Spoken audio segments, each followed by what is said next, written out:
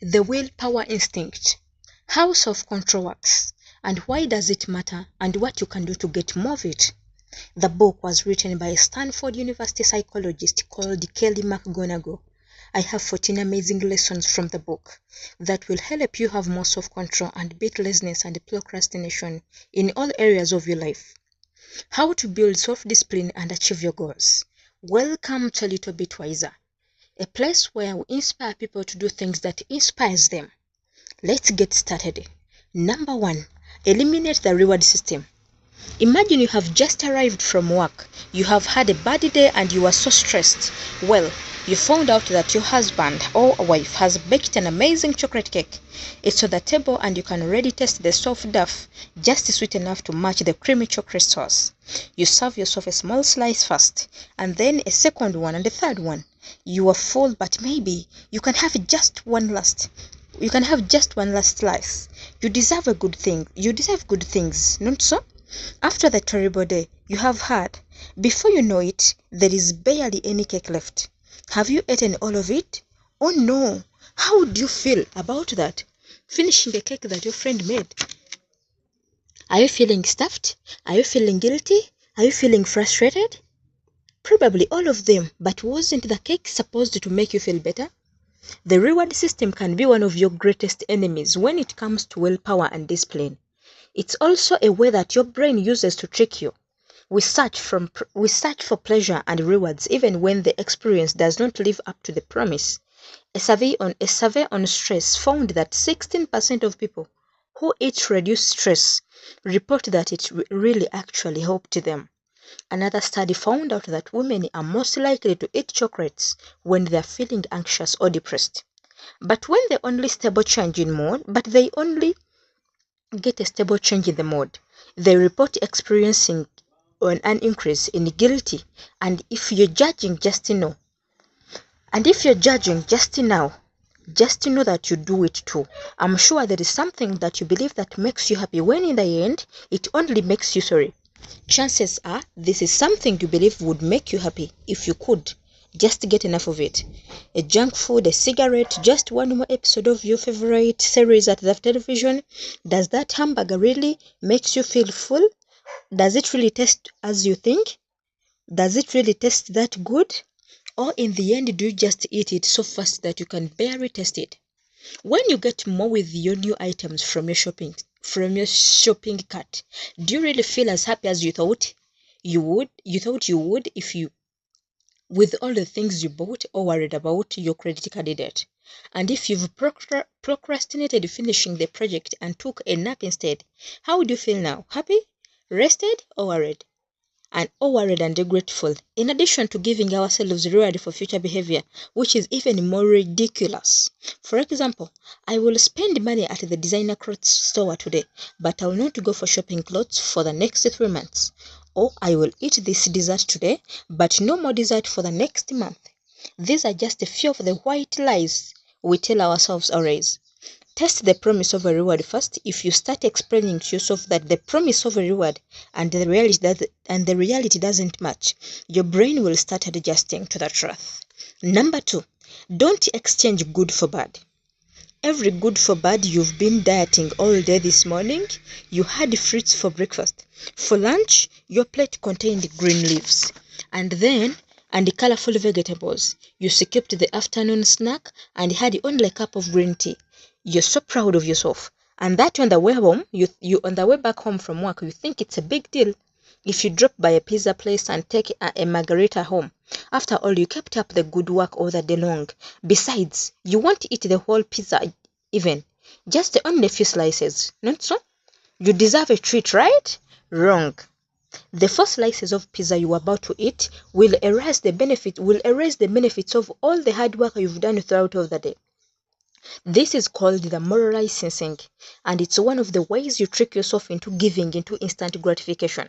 It's a trick that your brain plays on you, in which anything that makes you feel proud or license you to follow an impulse. It's not logical thinking.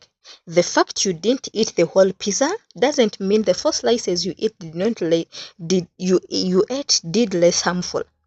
Being proud of the things you do or resist doing is great, The problem is using this on an excuse to do something that will harm your moral license. Try you into acting against yourself. It convinces you that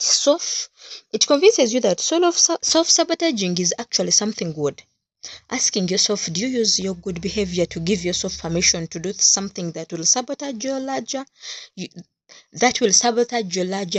willpower goals? If you do, here is how you stop. If you do, here is how you stop. First, avoid thinking in the terms of right or wrong. Just think in terms of things that help you reach your goals, and things that don't.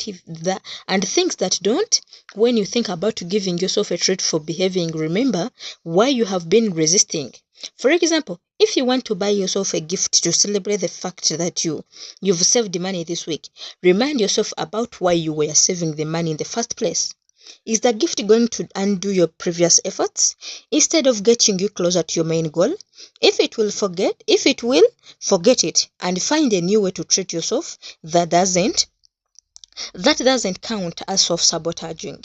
Remember, the why works. Remembering the why works better because it changes how you feel about the reward that is so-called treat.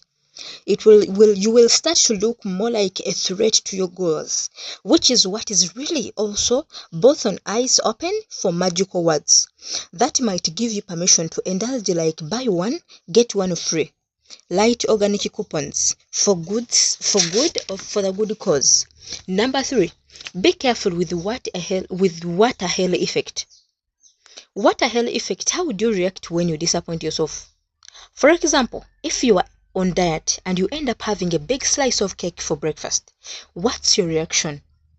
Most people in this situation fall victim to what the hell effect. This means that they feel so bad about this failure that they feel as if their whole diet is blown out. So they tell themselves, so what the hell? I already blew my diet. I might as well eat the whole thing. Or what the hell? I already blew my diet. Or I'll try it again tomorrow. Let me eat this and finish it now. And proceed to eat every junk food that crosses the path. That starts a harmful cycle of indulgence. Instead of falling for that trick, forgive yourself for the breakfast mess and promise you will do better at lunch. Maybe you think that if you aren't self-critical enough, you'll never get anything done. But that's not true. Feeling bad will only lead you to be more vulnerable and less disciplined. You don't have to be so hard on yourself. Self-forgiveness is not an excuse, it's necessarily for self-control. Number 4, are you waiting for the future? Let me introduce you to 2 imaginary people. Let's call them you and you. 2.0. You is prone to procrastination. You has trouble in controlling impulses and doesn't like to exercise, doesn't like to eat vegetables and do the laundry. You is already good. And the second you is already good at dreaming, but those dreams aren't really getting out of the real. They're not getting out of the realm of imagination. On the other hand, U2 has no trouble with the procrastination because U20 has bundles of energy for all tasks, no matter how boring or difficult. He also has an amazing self-control that can force down potato chips, cigarettes, and Netflix series without a flinch. U2 has opened a business and works happily for it. In the mornings and evenings, he even pulls out all nighters. U2 loves exercising and thinks that sugar is not good. If my description was accurate, you probably noticed that you is the person you are right now. Well, U2 is the future you that you're dreaming about. The person you imagine you will be in the future. Future you is the person who will eat a salad for lunch and dinner during weekdays and weekends, for example, so that present you can enjoy a birthday every day. But she won't mind, will she? After all, the future you loves the salads and hates burgers. You probably know where I'm going with this, right? We treat ourselves like strangers. We act as if there will be completely different person from the way we are now. The only reason you procrastinate now and put off what you need to do is that you are waiting for the future. You're waiting for your future self to show up, and you believe they will find the effort easier than you do now. Unfortunately, that won't happen. Future you still is you're still the future you, just older and probably more tired. When you get to the future, your ideal self will be nowhere to be found, and your some old self will still be making the decisions. And if you keep up procrastinating and giving in, future you is also in the big trouble. Whenever you feel like exchanging your future goals for instant gratification, ask yourself, what is the immediate payoff for giving in? What is the long-term cost? Is this a fair trade? If it's not, then why are you willing to do it? Why do you put the future on sale? See, every choice you make today is a choice you're going to make for the rest of your life. Is it the choice that you want to make for the rest of your life? If not, please stop now. Or do you want to smoke 5 cigarettes today? Okay, but how do you feel about smoking 5 cigarettes every day? Do you want to take 5 bottles of liquor every day? How do you feel about doing so in the future every day? For the rest of your life, does that seem like the wisest choice? And if you catch yourself thinking about it, but it's just today, tomorrow will be different. I will exchange. I'll stop doing this. Stop right there. You already know how that works, don't you? You are using that as you are using that as a crutch, just pretending that tomorrow will be different from today. If you don't make the change now, tomorrow will be just like today. If today is your pleasure in what you're doing today? If so, if that is so important that you're willing to have a lousy future in exchange for it, here is a trick to help your future self choose for them before your future self is blinded by the same tendencies you are suffering from now. Here are some ideas. Cook healthy food for your entire week. Pack a healthy snacks as you go for work so you don't find yourself hungry and looking for the easiest way out in the middle of the afternoon. You can schedule and prepare for anything you tend to procrastinate on, such as antenatal visits, dental visits, and among others. Set up an automatic transfer to your savings account and tell someone about the things you will do in that you accounted. This one will force you to do the things in that you be responsible before the person who's accountable for what you're doing. Your future self will be very embarrassed if you can't keep the promise. Number 5, only one source of willpower. You only have one source of willpower. Let's say you are on your way to work and you pass by a bakery. From outside, you can smell the coffee and the sugar. You become tense. Your mouth salivates and your heart beats faster. You want it so bad, but you have the moment of hesitation. Should you go in? But you are on diet. You force yourself to keep walking and bypass the bakery, feeling satisfied with your self-control. Once again, you could resist it well on the way back. You better avoid passing by the bakery again, because chances are you won't resist it this time.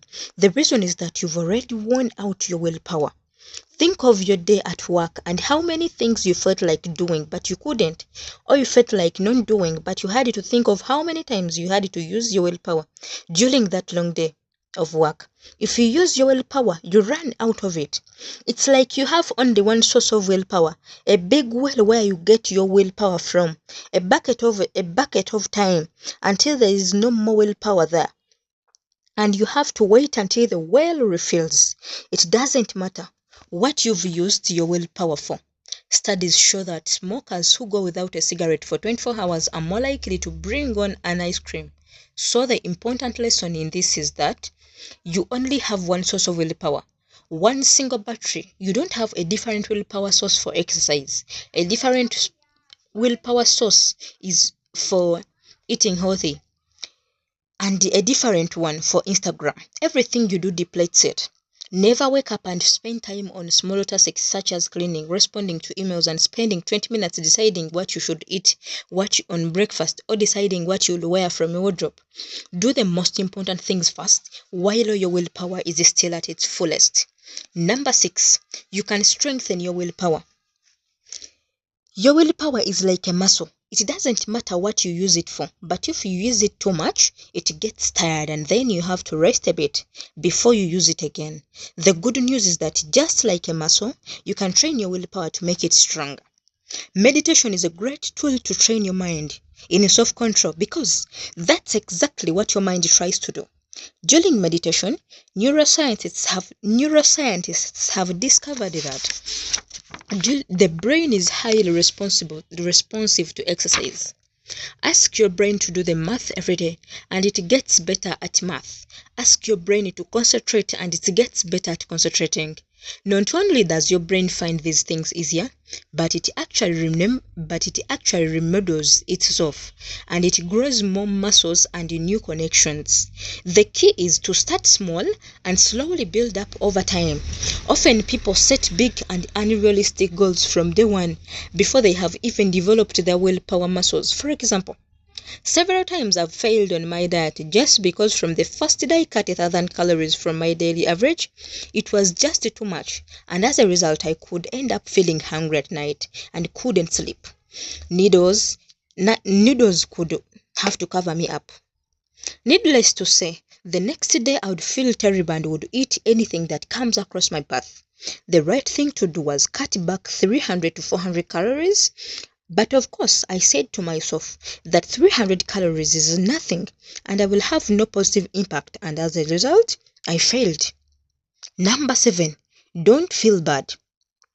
Surveys shows that women who are worried about their finances shop a lot to cope with their anxiety. Yes, you heard that right, shopping. They're just adding to their debt, which will make them feel even more overwhelmed later. So why do they do it? Because instead of consciously reasoning,